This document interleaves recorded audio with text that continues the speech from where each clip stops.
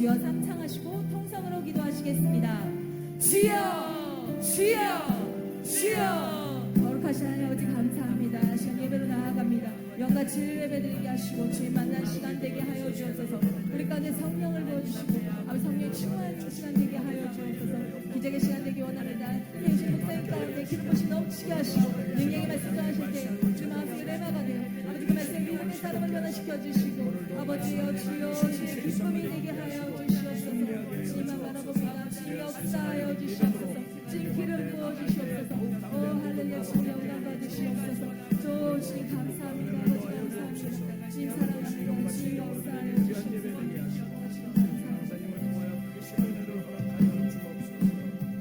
모든 말씀 우리 구주 예수님의 이름으로 감사하며 기도드리옵나이다. 아멘. 다같이 사도신경으로 신앙 고백 드리시겠습니다.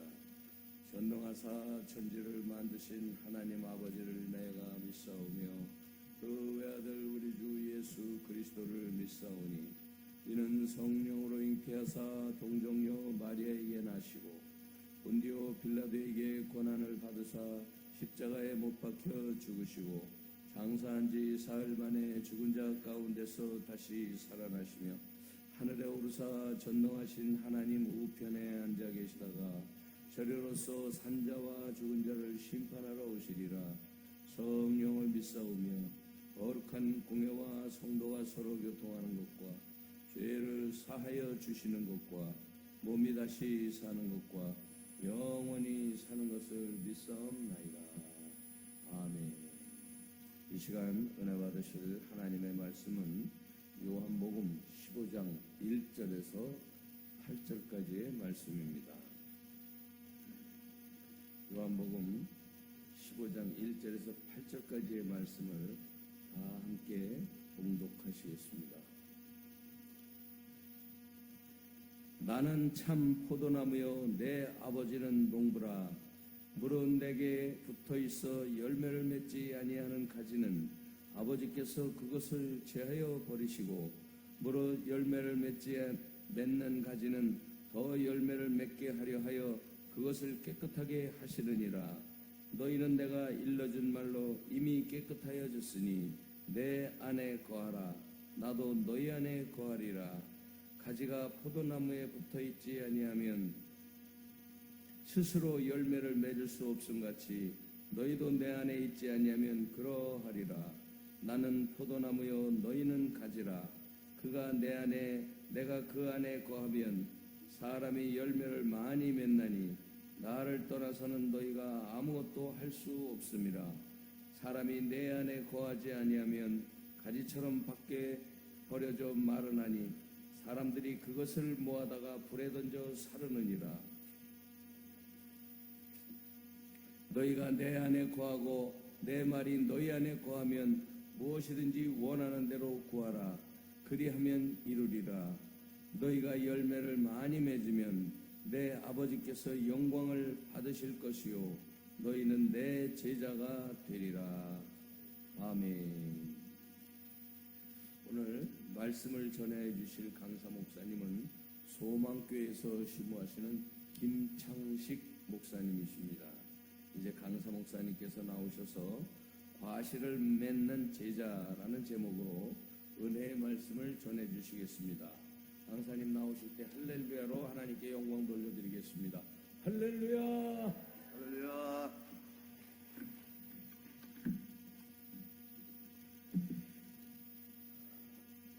우리 찬송 하나 할까요? 제가 좋아하는 찬송인데 동일 찬송가 487장 함께 찬양하고 말씀을 나누겠습니다.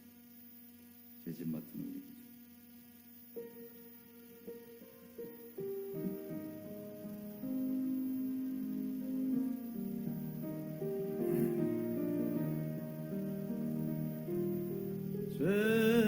죄짐 맡은 우리 구주 어찌 좋은 친구인지 걱정 근심 무거운지 우리 주께 맡기세. 주께 고하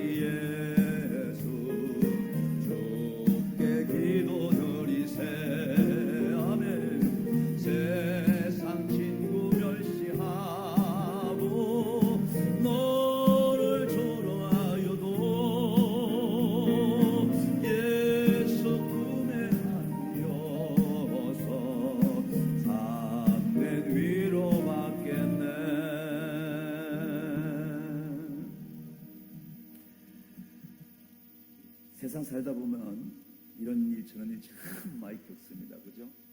그럴 때마다 우리 낙담하고 시험 들어서 공부하기 드릴 때가 있는데 누가 뭐라 그래도 주님의 품 안에 있을 때 우리가 참 위로를 받고 새 힘을 얻는 줄로 믿습니다. 저는 오늘 과실을 맺는 제자 이 말씀을 가지고 함께 은혜를 나누기를 원합니다. 작은 자 섬김 선교회 주체로 이번 한 주간 동안 나라 민족 복음화를 위해서 성행했는데 월요일 첫날 새벽부터 시작해서 또 이렇게 마지막 날 금요일 날 새벽 예배를 제가 대신하게 됐습니다. 오살리 기도는 어릴 때부터 청년 때부터 늘 와서 기도를 했지만은 사실은 순복음교회는 저하고 참 인연이 참 많습니다. 지금 제 위에 형님도 인천 순복음교회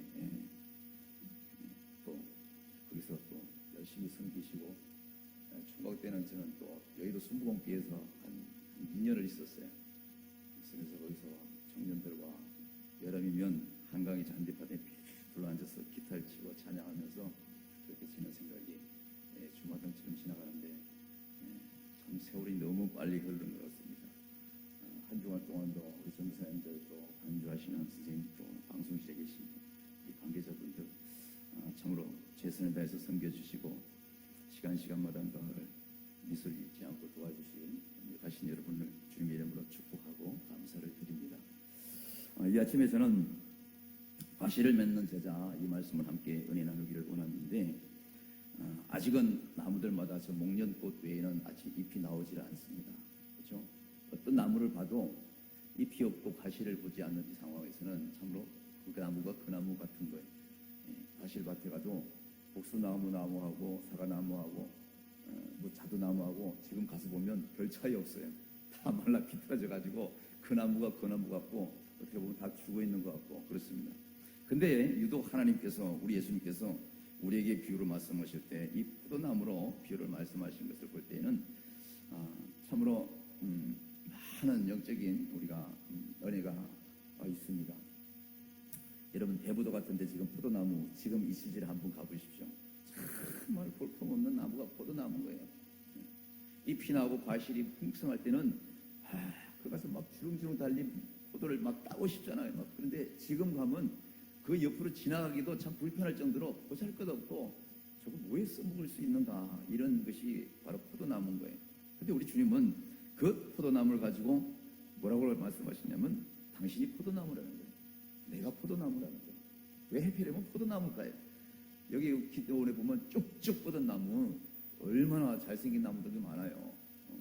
입구에도 참 멋진 나무가 많은데 그 튼튼하고 화려한 보기도 좋고 그런 나무도 많은데 왜 보잘것없는 포도나무를 피고하셨을까?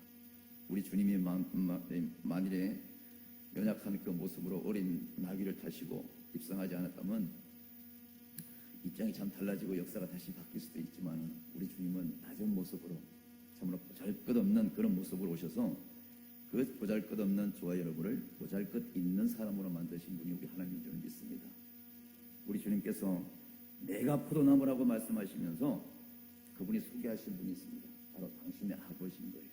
우리가 아버지라고 부를 수 있는 그 하나님.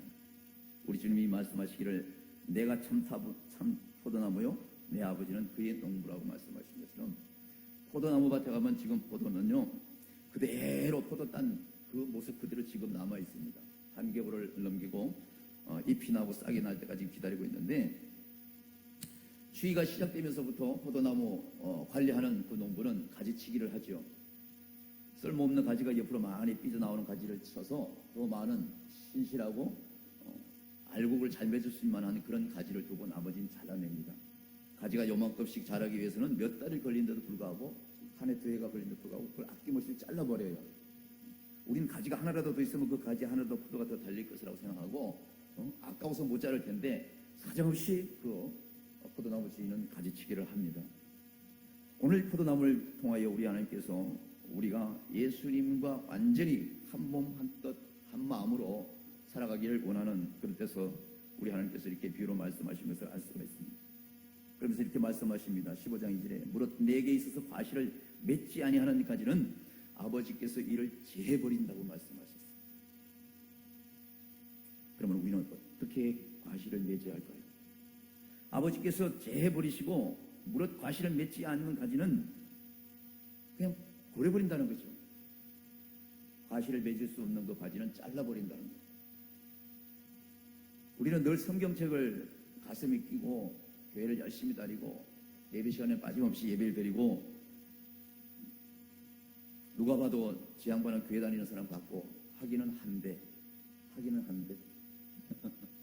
교회 다니는 같긴 한데 목사님이라고 소리는 들었는데 장로님이라고 소리는 들었는데 집사님이라고 소리는 들었는데 전도사님이라고 소리는 들었는데 과실을 맺지 않는 나무는 농부이신 아버지가 볼 때는 아무 쓸모가 없다고. 아무 쓸모. 내게 과실을 맺지 아니하는 가지는 아버지께서 이를 제해버리신, 주님이 제해버리는 게 아니라 아버지께서 제해버리신다는 거죠. 모든 권한이 우리 하나님 아버지께 있는 것을 우리가 이 말씀을 통해서 알 수가 있습니다. 그런데 아버지께서 이를 제해버리시고 무릇 과실을 맺는 가지는 어떻게 해요? 더 과실을 맺게 해주신다는 거죠. 그러면서 이렇게 말씀하십니다. 일을 깨끗게 하시겠다는 거예요. 깨끗게. 그러면서 주님께서 3절에 너희는 이미 내가 일러준 말로 이미 깨끗하셨다 이렇게 말씀하고 있습니다. 예수님이 우리를 통하여 성령님을 통하여 우리 안에 계시는 그 순간은 우리가 행실은 좀 부족하고 언어는 좀 어눌하고 때로는 내 속에 혈기가 나오고 또 잘못된 부분이 나온다 할지라도 성령께서 내게 있어서 나와 함께 계심으로 인해서 우리를 순간순간마다 깨끗게 할 수 있는 그런 은혜를 주신다는 것이죠. 어제 저녁에 설교하신 그 목사님 말씀 우리가 잘 들었는데 전쟁을 비유로 말씀하신 것을 기억하죠. 전쟁은 단순하게 전쟁으로 그것을 치르고 있는 것이 아니라 전쟁에서 반드시 승리해야 되고 승리했더니 전리품을 뺏어와야 된다. 어제 아마 귀가 따갑도록 들었을 거예요. 그 전리품은 다른 게 아니라 나라와 민족끼리 싸웠을 때는 물론 국토도 뺏어오고 백성도 뺏어오는 것이 맞지만은 저와 여러분의 전쟁은 그런 전쟁이 아니라 하나님의 백성이 사단 마귀의 그 유혹으로 말미암아 늘 영적 전쟁을 하고 있지 않습니까? 영적 전쟁에서 우리가 이겼을 때에 얻어지는 것 이런 것이 우리가 되찾는 전리품이거든요. 15장 4절에 이 말씀을 보십시오. 내 안에 거하라 나도 너희 안에 거하리라 이렇게 말씀하고 있습니다. 그러면서 너무나 쉽지만은 이 쉬운 말씀을 어떻게 우리가 이뤄나가야 될지가 우리에게 숙제로 남겨져 있습니다. 내 안에 거하라 나도 너희 안에 거하리라. 가지가 나무에 붙어 있지 아니하면 절로 가시를 맺을 수가 없다고 말씀하시죠. 우리 하나님께서는요, 우리 주님은 늘 세상 것, 땅에 있는 걸 가지고 천국에 있는 것을 가리키려고 애를 쓰시는 것을 알 수가 있어요. 그죠? 근데 우리는 세상에 있기 때문에 세상 것을 비유로 말할 때 세상 것으로 이해하려고 나도 모르게 세상 것으로 내 가슴에 담을 때가 있죠. 당연하죠. 포도나무 줄기에 포도나무를 잘라버리면 어떻게 꽃이 피고 열매가 맺겠어요?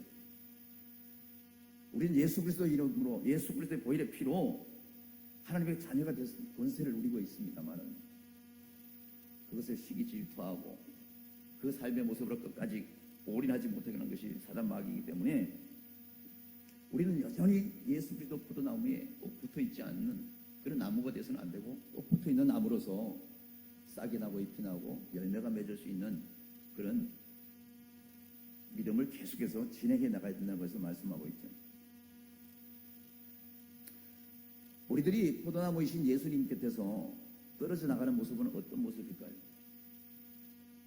아까도 말씀드렸지만 우리는 늘 성경책을 끼고 예배를 드리고 합니다만은 시시때때로 사단이 유혹함을 말미암아 우리는 내가 포도나무에 붙어있는 가지인 것처럼 보일 수는 있지만은 때로는 모습만 모형만 붙어있지 내 생각은 때로는 시시때때로 사단이 와서 흔들 때에 포도나무 줄기에서 떨어져 나가는 모습을 우리가 볼 수가 있어요.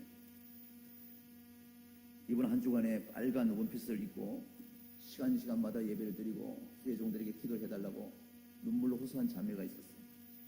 나중에 알고 봤더니 우리 목사님이 기도를 하시더라고. 저 부산에서 여기까지 기도하러 갈 때 몸에 자궁암이 심해서 벌써 몸 위까지 퍼져 있는 그런 상황에서 남편과 딸이 와서 간절하게 기도하는 그런 모습으로 예배를 드리고 갔다고 하는데, 하나님께서 그 자매에게 치유가 회복되어서 마귀로부터 빼앗긴 그 모든 전리품 빼앗기를 지금 주님 이름으로 축복합니다. 나는 포도나무에 너희는 가지니 내 안에 붙어 있지 않으면은 분명히 떨어진다고 말씀하신 이 주님. 우리가 예수 이름으로 선포하고 예수 그리스도를 사랑하고 주님의 이름으로 나간다고 하지만 때로는 주여 해놓고 우리는 너무 급하면 뭘 찾아요? 지금 제일 쉽게 찾는 것이 BC카드를 찾아요. 주여 해놓고 부도난 그 BC카드 하나 맺고 있어 다른 카드를 또 발급받고, 주여 해놓고 내 방법대로, 내 의대로, 내 생각대로 세상의 부동산을, 땅을 많이 사고 세상 사람들이 하는 것 똑같은 것을 챙겨서 그것이 나의 포도나무로 생각하고 살 때가 있어요. 옛날에 어떤 선배 목사님들이 모든 하나님께서 주시는 것은 하나님의 것이기 때문에 하늘에 쌓아놔라. 하늘에 쌓아라.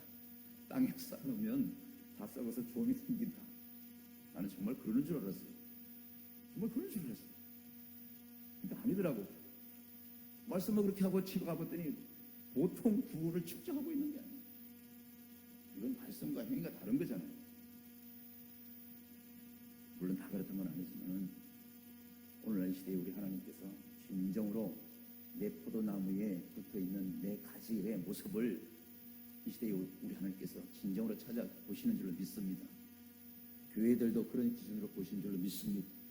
이 새벽에 올라와서 주님을 만나겠다고, 하나님의 음성을 듣겠다고 올라오신 저와 여러분, 우리 하나님께서 이 시대에 예배당을 즐겨 찾는 사람을 기뻐하시지 세상의 기준이 된 그 어떤 것을 쫓아서 바람박질하는 하나님 백성을 기뻐하지는 않을 것입니다. 나는 포도나무요, 그렇기 때문에 너는 나한테 반드시 내 안에 붙어 있어야 된다는 이 말씀에 모형은 반드시 붙어 있는 것 같은데 하나님 행동이나 언어나 모습을 보면 사람들이 보지 않을 때 이 손바닥으로 하나님을 가릴 수 있을 거라고 생각해서 우리는 내 속에 있었던 관념과 개념으로 생각하고 행동할 때가 너무나 많죠. 그럴 때 세상 사람들은 뭐라고 그랬어요? 늘 빨간 성경책을 끼고 구역 가방을 끼고 열심히 정말 신앙생활 하는 것 같아서 저분이 목사님이고 저분이 구역장이고 장로님인 줄 알았더니 어떤 순간에 어떤 일에 딱 하는 걸 보니까 세상에 어째 저 사람이 저런 사람이야? 어째 저분이 목사야? 저분이 장로님이었어? 세상 사람들로 하여금 들리는 그 소리가 포도나무의 가지에서 열매 맺지 못한 그 가지가 땅에 잘려 버려진, 그래서 사람들의 입방아에 찧어진 이런 것이 버림을 당하는 것이고 밟히는 것이고 결국은 아궁이에 던져서 후에 살라버리는 그런 열매 맺지 못한 포도나무 가지가 되지 않는가. 우리는 이러한 그런 생각을 하면서 오직 어떠한 환경이 있어도 예수 그리스도의 포도나무에 붙어있는 모습의 그 열매의 그림만 보이는 것이 아니라 형상명 그걸로 끝나는 것이 아니라 만져지고 보여지고 할 수 있는 믿음은 그냥 흉내내서 되는 것이 아니고 믿음이 있다면은 그 모습에서 삶에서 드러나야 된다고 늘 말씀하신 것처럼 우리가 우리의 모습으로 무엇을 연출은 얼마든지 할 수가 있지만 믿음 좋은 척, 감사를 잘하는 척, 사랑이 많은 척 할 수 있지만은 그래가지고는 그것을 때로는 자기 유익을 위하여 자기를 포장해서 할 때가 없지 않아 많기 때문에 그런 것 또한 올바른 포도나무의 가지에 붙어있는 그런 가지라고 볼 수가 없는 것이죠. 오늘 말씀의 6절에 이렇게 말씀하겠습니다. 사람이 내 안에 거하지 아니하면 가지처럼 밖에 버리워 말라지나니 사람들이 이것을 모아다가 불에 던져 버리니라 이렇게 말씀하고 있습니다. 오래 참고 오래 연단과 고난을 잘 겪어서 주님 오실 때까지 잘 가면 우리가 얼마나 좋겠어요. 그러나 사단은 우리에게 흠집 내는 것이 그 사단의 사명인 거예요. 그 사람의 사명하고 그 마귀의 사명하고 하나님께서 우리 주인 사명하고 나보다 영적 싸움을 해서 우리는 빼앗겼던 모든 것을 되찾아야 되는 거예요. 되찾지 않으면 빈 껍데기로 주님 앞에 설 수밖에 없는 거예요. 열매 맺지 못한 모습으로. 더불어서 이렇게 해서 말씀하십니다. 8절에 너희가 과실을 많이 맺으면 내 아버지께서 영광을 받으실 것이요 너희가 내 제자가 되리라 이렇게 말씀하고 있습니다. 포도나무를 비유로 말씀하시면서 이제 사람인 우리를 하나님께서 세워서 교훈하는 것을 알 수가 있습니다. 너희가 과실을 많이 맺지 않으면 부림을 받고 반대로 과실을 많이 맺으면 내가 기쁨 있고 내가 충만한 것이 아니라 아버지, 농부가 기쁨을 감추지 못하는 거예요. 포도나무가 스스로 포도나무 이 가장 중심에 있는 포도나무가 갖가지 있는 줄기에다가 야 너는 이번 봄에 잎이 풍성하게 나야 돼. 비바람을 잘 견뎌서 가을에 풍성한 포도를 많이 맺어야 돼. 이렇게 말한다고 그것이 그렇습니까? 그렇지 않거든요. 잘 맺어질 수 있도록 농부는 김을 맺고 풀을 뽑아주고 가지치기를 하고 농약을 치고 거름을 밑에다가 주고 온갖 신경을 많이 쓰시거든요. 그러니까 저와 여러분이 전도를 많이 해서 무슨 공로를 많이 쌓아서 그것이 열매가 아니라 내가 하나님 앞에 예수 그리스도의 그 포도나무에 딱 붙어 있는 그 믿음만 있으면 그 열매 맺는 일은 누가 해요? 우리 아버지가 하시는 거죠. 우리 아버지. 저와 여러분 죽었다 깨어나도 우리 스스로 하나님의 영광 가운데 뭘 할 수 있는 부분이 없어요. 이 세상에 뭘 드려도 그건 내 것이 아니고 하나님이 우리를 위해서 세우신 건데 하나님 것을 하나님한테 드리면서 우리는 어지간히 내 것을 아끼고 싶는 것처럼 흉내를 내는데 이거만큼 쇼가 없죠. 우리 것이 아니기 때문에 우리 갈 때는 뭐예요? 빈털터지로 가는 거잖아요. 우리가 예배 끝나면 내 가방을 챙기고 내 휴대폰을 챙기고 다 가져가지만 이 땅에 있는 우리가 떠날 때는 내 것이 아니기 때문에 다 놔두고 가는 거예요. 우리 하나님께서 우리에게 열매를 맺게 하신다고 말씀하셨습니다. 열매 맺게 할 수 있는 조건이 다른 거 없어요. 예수님이 바라보는 그것을 바라봐야 되고 같이 예수님이 가는 그 발자취를 따라가야 되고 주님의 승품과 주님의 마음으로 같은 동일하게 호흡을 맞춰서 갈 때에 그것이 붙어 있는 자의 열매가 정도로 나타나는 거지. 늘 예배 때마다 우리 전도사님들 또 우리 스태프진들이 착착착착 움직여주지만은 거기서 코드가 좀 안 맞으면 참 거기서 진행하는 사람은 불편한 거예요. 힘든 거예요. 찬양할 때도 그렇고 반주자하고 안 맞으면 또 얼마나 또 불편해. 그것처럼 우리 모두가 서로 협력하여 선을 이루려고 우리 하나님께서 말씀하신 것처럼 과실을 많이 맺지 못하는 그런 가지처럼 보인다면 주변에 저와 여러분이 힘써서 주님의 사랑으로 그가 열매 맺을 수 있도록 도와줘야 되고 관심을 가져야 되고 그저 김도 매주고 풀도 뽑아주고 그럼도 주고 하는 그런 역할을 주님의 사랑으로 우리가 하지 않으면 나 혼자만 과실을 맺어가지고는 결코 기뻐하지 않죠. 아버지는 그 넓은 천평만평 되는 땅에 포도나무를 쫙 심었을 거 아니에요. 그러면 그 한 나무만 덩그렇게 여러분 생각해 보세요. 열매 맺었다고 생각해 보세요. 나머지 도대체가 이건 나무만 써 있다고 생각해 보세요. 그 농부의 속은 다 들어가는 거예요. 다 들어가는 거예요.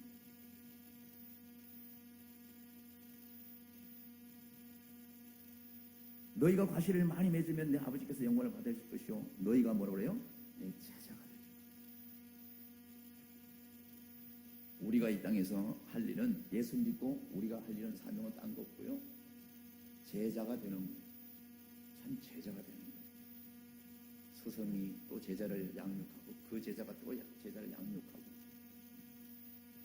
우리 여기 전도사님들도 있고 스틸진도 있지만은 우리가 주일을 담당해서 이렇게 교회 일을 일을 하지만 이것이 직업이라고 생각한다면 세상에서 제일 별로 마음에 안 드는 직업입니다.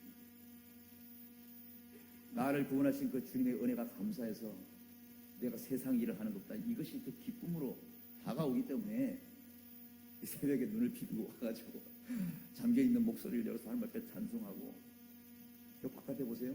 제일 먼저 일어난 새들이 제일 짹짹거리면서 아침을 밝히고, 이 숙소에서 그러니까 아침에 닭이 울더라고요. 어디서 우는지. 닭이 울어요. 시골도 아닌데. 생각해봤어요. 왜 많은 새들을 하나님께서 만드셨는데 왜 하필이면 저 닭에만 새벽을 울릴 수 있도록 그렇게 하셨을까? 그렇죠? 전 세계적으로 만든 닭들은 아침을 다 알죠. 선택받은 자가 그 누군가를 위해서 앞에 사명감으로 일하는 거예요. 그게 우리는 기쁨이고, 그것이 우리가 포도나무에 붙어 있는 가지의 역할을 하는 것을 우리가 알 수가 있습니다. 예수 그리스도 포도나무에 바짝 붙어 있어서 열매를 맺는 그 포도나무의 모습은 어떤 모습인가? 우리 성경을 한 번만 더 찾아보겠습니다. 우리 고린도전서 잘 알죠? 고린도전서 4장 우리 13장 한번 보겠습니다. 고린도전서 13장 4절 5절에 이 말씀이 있죠. 이 고린도전서 13장 이 4장을 가지고 선남 선녀가 결혼할 때에 그저 예수 믿는, 아니 목사님이든 안 믿는 사람이든 신랑 신부를 세워놓고 주례할 때 가장 많이 쓰는 말 중에 바로 이 말이에요. 이 말씀을 가장 많이 이용하는데, 선남 선녀 결혼할 때 주례사로 써먹으라고 여겨놓은 것이 아니고, 이 고린도전서의 이 4장은 바로 주님 당신의 얘기거든요. 우리 고린도서 13장 4절 5절에 이렇게 말씀이 있는데 보세요.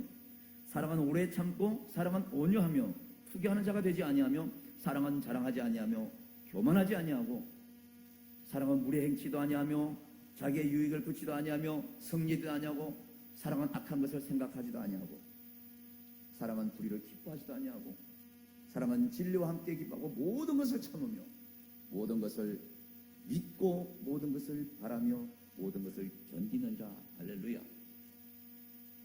이 사랑은요, 단순한 글자 I love you 그 사랑이 아니라 바로 예수 그리스도를 인칭하는 거예요. 이 사랑이라는 글자를 빼고 예수님은 이 글자를 붙여서 여러분이 한번 읽어보십시오. 예수님은 오래 참고, 예수님은 온유하시며, 예수님은 투기하는 자가 아니시고, 예수님은 자랑도 하지 아니하시며, 예수님은 교만치도 아니하시고, 예수님은 늘 무례 행치도 아니하셨으며, 예수님은 자기의 유익을 굳지 아니하셨으며, 예수님은 성내지도 아니하셨고, 예수님은 악한 것을 조무치 생각지도 아니하시고, 예수님은 불의를 기뻐하지도 아니하시고, 예수님은 진리를 우리와 함께 기뻐하시기를 원하시고, 예수님은 뭐예요? 모든 것을 참으시고, 예수님은 모든 것을 믿었습니다. 예수님은 모든 것을 바라고 모든 것을 견디는 주님으로 우리에게 그 구세주로 와 있는 것을 알 수 있습니다. 예수님은 오래 참으실 수 있기 때문에, 그래서 예수님은 사랑인 거예요. 예수님은 오래 참고, 예수님은 온유하시기 때문에 그분은 주님이신 거예요. 그런데 이 사랑이라는 단어에 빼서 여러분의 이름을 붙여서 한번 읽어보십시오. 찾아보세요. 고린도전서 13장 4절. 사랑은 오래 참고 있고, 사랑은 빼고 여러분의 이름을 넣어서 지금 같이 읽습니다. 자기 이름을 크게 읽습니다. 시작.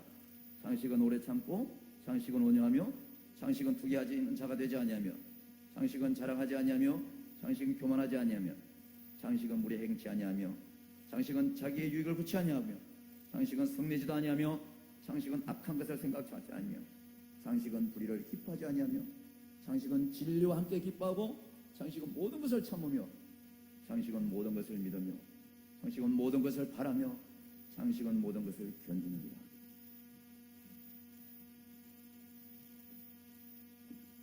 엄청 거짓말을 많이 하고 살죠, 우리는. 그죠? 우리는 부족해서 오래 못 참아요. 우리는 부족해서 온유하지도 못합니다. 남이 잘 되면 투기도 하고 시기도 해요. 사촌이 땅을 사면 축복하고 축하한다지 못한 남자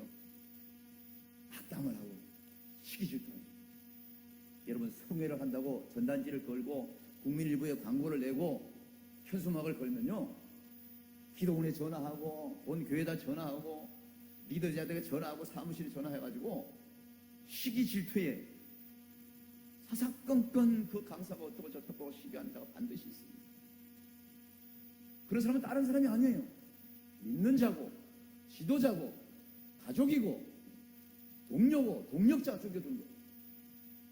제가 그걸 경험을 했어요.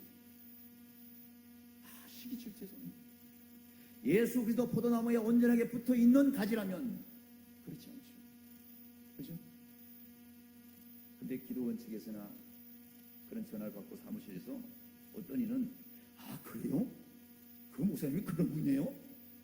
이런 분은 그 성회를 망치는 사람, 사단마귀에 같이 끌려가는 사람, 예배를 방해하고 천국잔치를 흡히는 자는 포도원을 흐는 여우는 멀리 있는 게 아니에요. 늘 가까이 있는 여우가 사단마귀의 유혹을 받아서 포도밭을 큰 짓을 해요. 그는 전화를 오고 그는 시기 질투하고 하면 내 아는 목사님은 싸버려요. 예수를 위하노니 당장 떠나갔죠. 천국잔치를 걸고 있는데 예수 그리스도의 포도나무에 제대로 붙어있는 사람이라면 그런 행동을 하지 않는 거죠. 저 사람이 부족하고 저 사람이 오래 참지 못한 것 같고 저 사람이 시기 질투하는 사람 같고 늘 교만이 보이는 것 같고 혈기가 있는 것 같은데 그를 위해서 어떻게 우리는 어떻게 합니까? 기도를 해야지. 기도를 해야지. 주님은 지금도 오래오래 참으시는 분으로 우리가 알고 있기 때문에 감사한 거 아니에요? 저와 여러분의 성격으로는 지금처럼 2000년 동안은 불과하고 2시간도 못 참을 거예요. 여러분의 귀가 돌아서 누가 여러분을 시기하고 비방하는 소리가 들려보세요. 당장 전화하고 문자하고 당신이 그랬다며? 네가 그랬다며? 시비하고 질투하고 싸웁니다. 예수님은 무례하지 않습니다. 그러나 우리는 무례해요. 부족하기 때문에. 우리는 늘 자기의 유익을 생각하면서 삽니다. 그러나 주님은 머리끝에서 발끝까지 그분도 사람의 모습으로 오셔가지고 뺨 맞을 때 왜 안 아팠겠어요? 침 뱉을 때 왜 굴욕을 못 느꼈겠어요? 두 손 두 발에 못을 박았을 때 단지 아픔으로 그쳤겠습니까? 뼈와 살과 함께 찍히는 고통에 있어서는 악하는 순간에 호흡이 멎을 정도로 그 고통을 이루 말할 수 있는 거죠. 우리는 상상 못합니다. 절대로. 조그만 뒷눈이 박혀도 아파서 쩔쩔매고 그거 난리인데. 전에 어떤 목사님이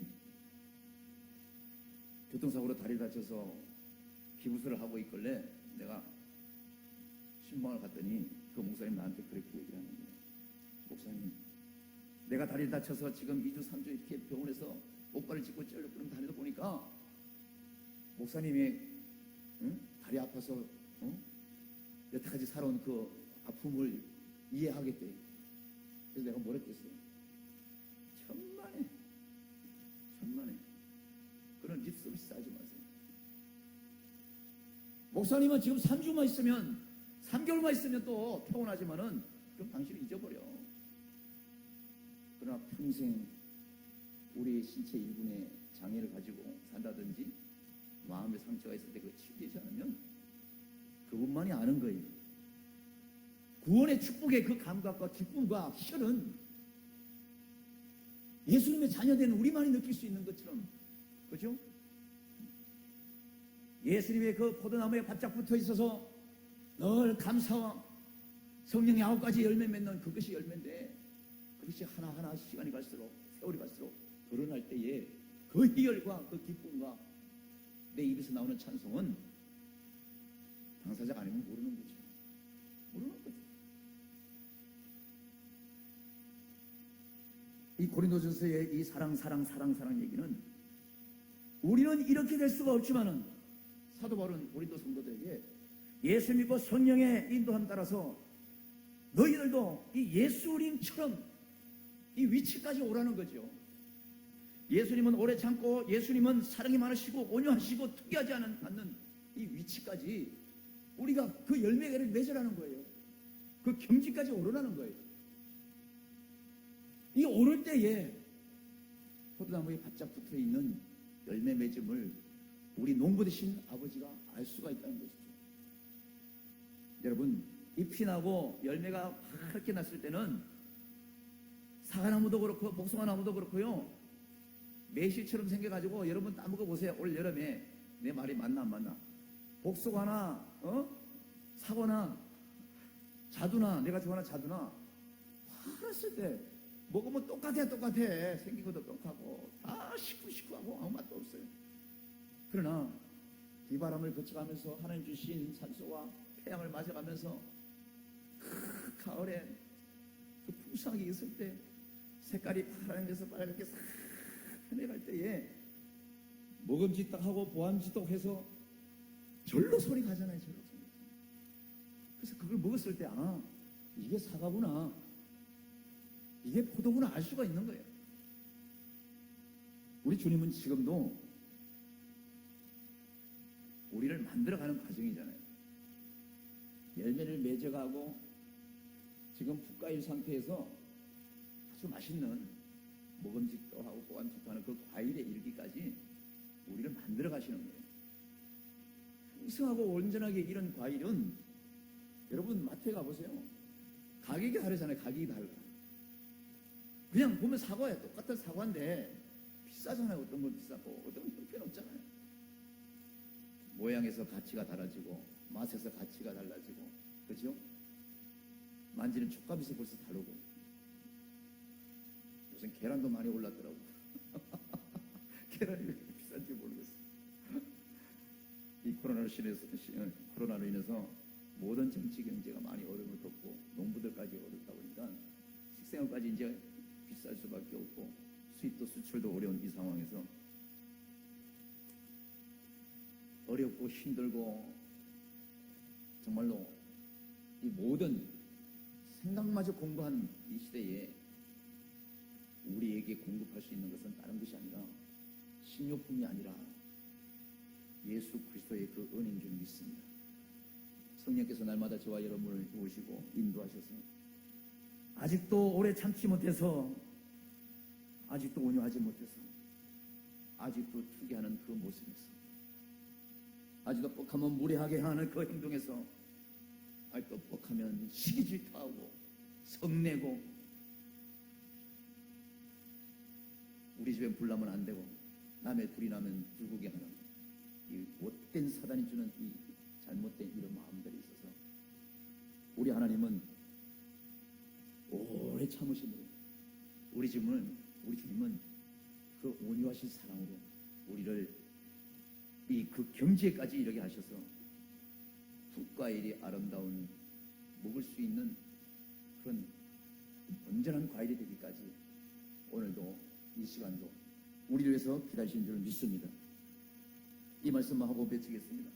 옛날에 중국의 춘추 전국시대에 정말로 친한 친구가 하나 있었다는 거예요. 남자친구인데 하나는 관중이라는 사람이고 하나는 호수가라는 남자친구인데 이 친구가 얼마나 우정과 사이가 좋은지, 그래서 이들 얘기가 줄여서 관토지교라는 그런 사자성어로 우리에게 유명하게 알려져 있는 그런 얘기가 있습니다. 근데 이 관중이라는 친구는 머리도 좋지만은 기회주의자예요. 잔머리를 말 굴려. 어쩌든지 간에 나 먼저 승리하고 나 먼저 출세하고 그러자. 이런 사람이고, 이 포수가라는 이 친구는 늘 마음이 선한 사람이에요.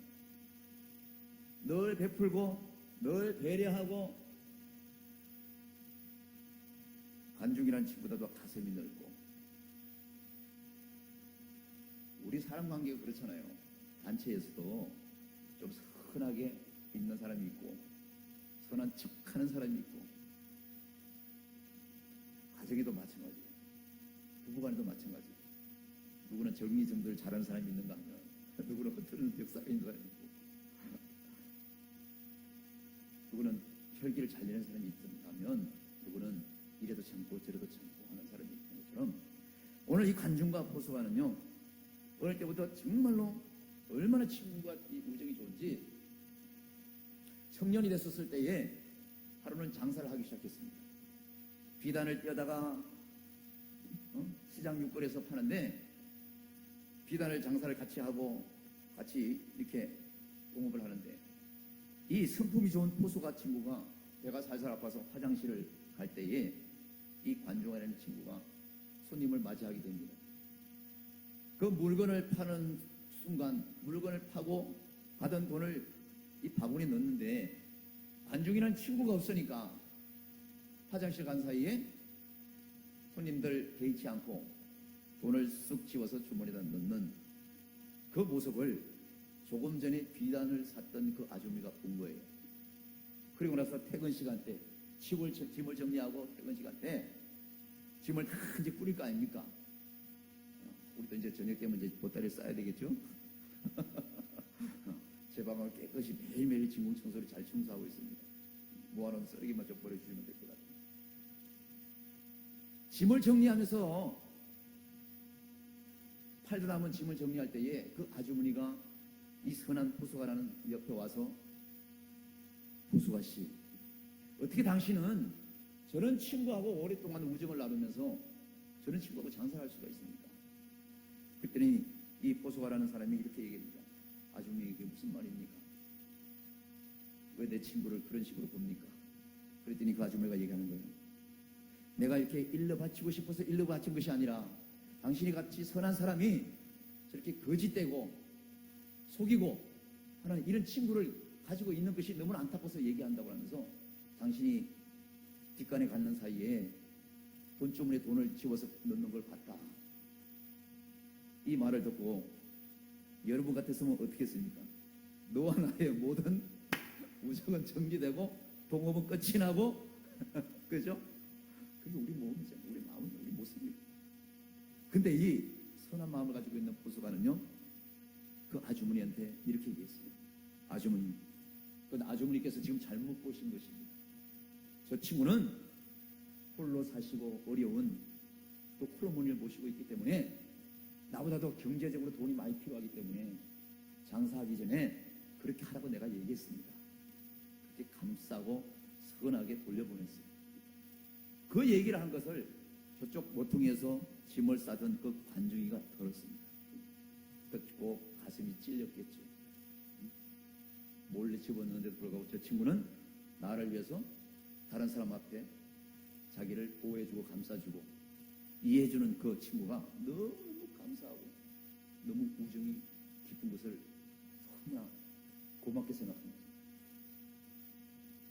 그러면서 이 친구들은 점점 자라면서 그 한 나라에 왕자들을 모시는 벼슬을 하게 됩니다. 궁에 들어가서 큰 왕자를 하나는 큰 아들 포수가는 큰 아들을 모시고 또 이 관중은 둘째 왕자를 모시고 옆에 수행을 하는 그런 일을 하는데 그만 그 임금이 죽었어요. 두 아들 중에 분명히 왕의 자리를 맡아야 하는데 왕이 되기 위해서는 그 왕의 그 궁중에 법이 있는 것이고 법도가 있는 것이고 무조건 장남이라서 하는 것이 아니라 왕이 될 만한 자를 왕으로 앉혀야 그 나라와 그 백성들이 태평을 누릴 거 아니에요, 그죠?